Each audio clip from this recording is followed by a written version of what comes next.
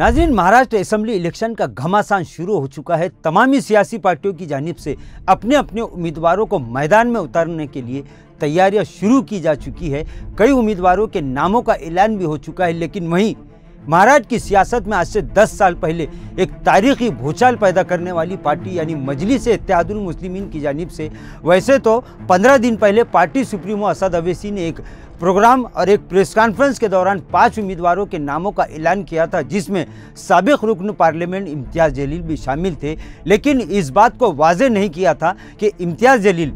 जो साबिक रुकन असम्बली के साथ साथ साबिक रुकन पार्लियामेंट भी रह चुके हैं, वो किस असम्बली हल्के से इलेक्शन लड़ेंगे। और आज यानी 25 अक्टूबर की सुबह तक इस बात को पार्टी की जानिब से वाज़ेह नहीं किया गया था कि इम्तियाज़ जलील किस असम्बली हल्के से इलेक्शन लड़ने वाले हैं और किस असम्बली हल्के से किस दूसरे उम्मीदवार के नाम का ऐलान होगा। लेकिन नाजरीन, आज दोपहर के बाद पार्टी सुप्रीमो असद अवैसी के ट्विटर पर एक मैसेज ने सिर्फ औरंगाबाद या मराठवाड़ा नहीं बल्कि पूरे महाराष्ट्र की सियासत में एक तरह की हलचल पैदा कर दी है। और सेंट्रल असम्बली हल्के से अब एक नए उम्मीदवार का नाम का ऐलान हो चुका है। अब वो उम्मीदवार कौन है, इसी सिलसिले में पेश है ABN महाराष्ट्र की एक स्पेशल रिपोर्ट।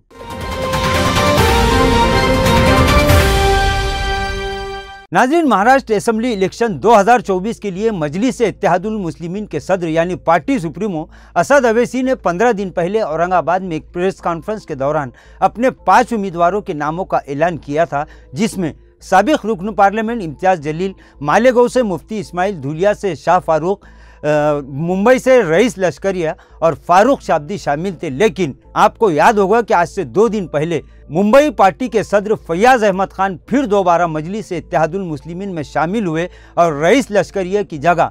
बायकल्ला से पार्टी सुप्रीमो असद अवैसी के हुक्म पर इन्हें उम्मीदवारी दी गई। जिसके बाद अब तरह तरह की बातें और तरह तरह की बहस मुहिब्बान मजलिस में जारी थी। इस ताल्लुक से ये भी कहा जा रहा था कि औरंगाबाद असम्बली हल्के, जिसमें से 2 असम्बली हल्के काफ़ी अहम माने जाते हैं, जहाँ से मुस्लिम उम्मीदवार की कामयाबी यकीनी बताई जाती है, वहाँ से यानी सेंट्रल असम्बली हल्का और मशरिक़ी असम्बली हल्के से किन पार्टी के किन उम्मीदवारों के नामों का ऐलान होता है। और इस ताल्लुक से सिर्फ औरंगाबाद या मराठवाड़ा नहीं बल्कि पूरे महाराष्ट्र की सियासत में एक सस्पेंस बना हुआ था, क्योंकि इम्तियाज़ जलील ने एक नहीं बल्कि 3 असम्बली हल्कों से उम्मीदवारी फार्म हासिल किए थे, जिनमें औरंगाबाद सेंट्रल, औरंगाबाद मशरिक़ी असम्बली हल्का और वैजापुर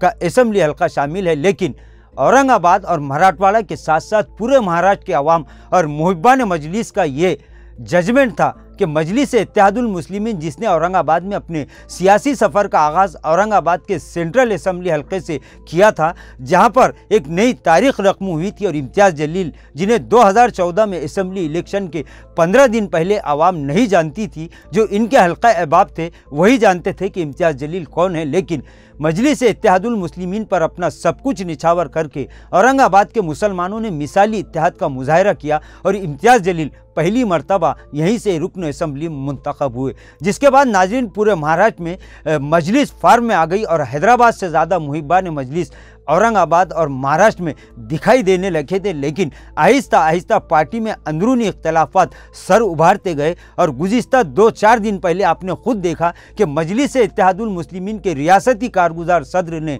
अपने ओहदे और पार्टी से इस्तीफ़ा दे दिया। और इस्तीफ़े के दौरान यानी प्रेस कॉन्फ्रेंस में जिस वक्त ये इस्तीफ़ा का ऐलान किया गया, उस वक्त पार्टी के रियासती सदर ने पार्टी के बड़े नेताओं के साथ साथ तमाम आला क़ियादत पर कई ऐसे संगीन इल्ज़ामात लगा दिए हैं कि जिसके बाद अवाम में एक तरह का तजस्सुस और बेचैनी पैदा हो चुकी है। नाज़रीन, अभी ये बेचैनी कुछ 2-4 दिनों से मुहिब्बान मजलिस में चली रही थी। गुज़िश्ता 2-4 दिनों से इस तरह की खबरें भी मिल रही थी कि औरंगाबाद की सियासत में कुछ बड़ा होने वाला है, यानी औरंगाबाद की सियासत में कोई बड़ा ट्विस्ट ज़रूर आने वाला है। लेकिन हम इस खबर को इसलिए नाज़रीन आप तक नहीं पहुंचा सके क्योंकि जब तक पूरी तहकीक और तस्दीक नहीं हो जाती खबर दिखाना मुनासिब नहीं है। लिहाजा आज औरंगाबाद ही नहीं बल्कि पूरे महाराष्ट्र की सियासत में एक बड़ा भूचाल इस वक्त पैदा हो गया, जब MIM सुप्रीमो असद अवैसी की जानिब से एक ट्वीट ने महाराष्ट्र में हलचल पैदा कर दी। दरअसल औरंगाबाद सेंट्रल असम्बली हल्के से MIM ने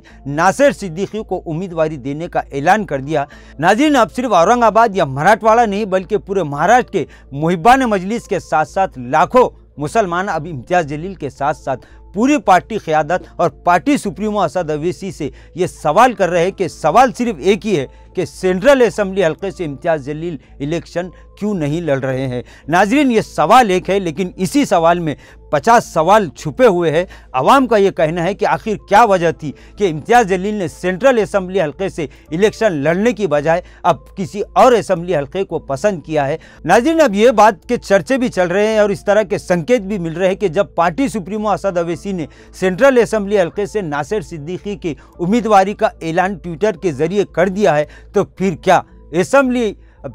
फिर साबिक रुकन पार्लियामेंट और पार्टी के रियासती सदर इम्तियाज़ जलील अब किस असेंबली हल्के से इलेक्शन लड़ेंगे? तो साफ वाज़ेह है कि अब इम्तियाज़ जलील मशरिक़ यानी पूर्व असेंबली हल्के से अपनी किस्मत आजमाएंगे और यहाँ पर अब चौरंगी यानी 4 रुखी मुकाबला होने का पूरा इम्कान है, क्योंकि बीजेपी की जानिब से साबिक वज़ीर, बीजेपी की जानिब से अतुल सावे,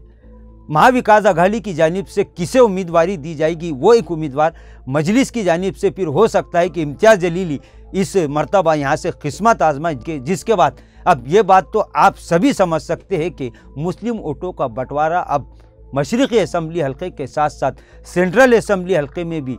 पूरी तरह से होने जा रहा है। वोटों की तकसीम के लिए एक साजिश तैयार की जा चुकी है, लिहाजा अब कई तरह के सवाल मजलिस से भी किए जा रहे हैं कि आखिर उस असेंबली हल्के से, जिस असेंबली हल्के से सिर्फ इम्तियाज़ जलील ने ही नहीं बल्कि मजलिस ने अपने सियासी सफ़र का औरंगाबाद की तारीख़ी सरजमीन से आगाज़ किया था, उस सेंट्रल असेंबली हल्के से इम्तियाज़ जलील इलेक्शन क्यों नहीं लड़ रहे हैं? ये सवाल तमाम मुहिबान मजलिस के साथ साथ लाखों करोड़ों मुसलमानों की जानिब से किया जा रहा है और इस सवाल का जवाब पार्टी को, पार्टी के आला कायदीन को और ख़ुद साबिक रुकन पार्लियामेंट इम्तियाज़ जलील को, आवाम को देना होगा, क्योंकि आवाम ने ही इन्हें उस ओहदे तक पहुंचाया है। लिहाजा अब तमाम की निगाह इस जानिब टिकी हुई है कि जब नासिर सिद्दीकी के नाम का ऐलान सेंट्रल असेंबली हल्के से हो चुका है, तो फिर अब ये बात तो 100% तय मानी जा रही है कि औरंगाबाद मशरिक़ी असेंबली हल्के से इम्तियाज़ जलील मैदान में कूदने के लिए तैयार हो चुकी है। अब आगे देखिए कि होता है क्या। नाज़रीन, नासिर सिद्दीकी के नाम का ट्विटर के जरिए ऐलान किए जाने के बाद अब इस बात से इनकार भी नहीं किया जा सकता कि अब दिगर पार्टियों के साथ साथ यानी दिगर पार्टियों की तरह मजलिस इत्तेहादुल मुस्लिमीन में भी बड़े पैमाने पर बगावत के आसार साफ दिखाई दे रहे हैं और इसके लिए जिम्मेदार आवाम और बगावत करने वाले नहीं बल्कि खुद पार्टी के नेता और पार्टी के कर्ता धर्ता रहेंगे। नाजरीन, आज के लिए बस इतना ही, फिर मुलाकात होगी कुछ नई वीडियो के साथ। तब तक के लिए हमें इजाज़त दीजिए। अल्लाह हाफिज़।